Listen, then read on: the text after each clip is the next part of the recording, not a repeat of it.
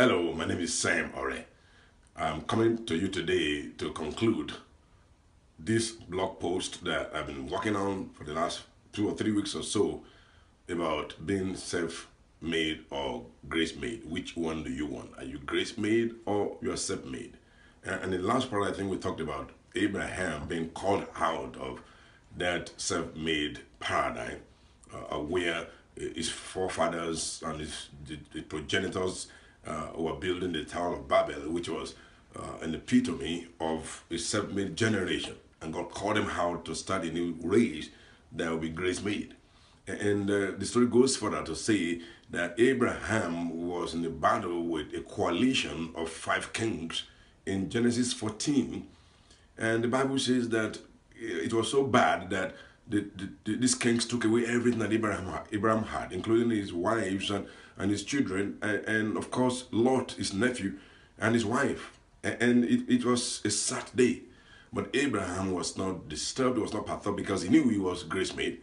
And so what he did was to harm his 318 servants that were trained in his house, and they went after this demonic coalition of these 5 kings. And they plundered them, and this rescue mission was a very successful one. And they came back with the loots and the booties, from these kings. And all of a sudden, something happened that I want to draw your attention to. The Bible says Melchizedek, a type of Jesus Christ under the old covenant, because Jesus had a couple of appearances under the old covenant before he was physically born. In theology, they call that Christophany, which means a bodily appearance of Jesus under the old covenant before he was physically conceived and birthed by Mary. But you see, Melchizedek became a type of Jesus according to Hebrews chapter 7 when you read from verse 1 downwards. So Melchizedek appeared to Abraham while he was rejoicing with his servants. And I think maybe what was going on in the heart of Abraham was, whoa, man, I conquered these 5 kings. And probably was looking at his servants, and as they were throwing a party, man, we are very, very energetic. Our military prowess has gotten us victory, and they started celebrating, focusing on themselves. And Melchizedek now said something very enormous and very, very powerful and profound in verse 20, I think.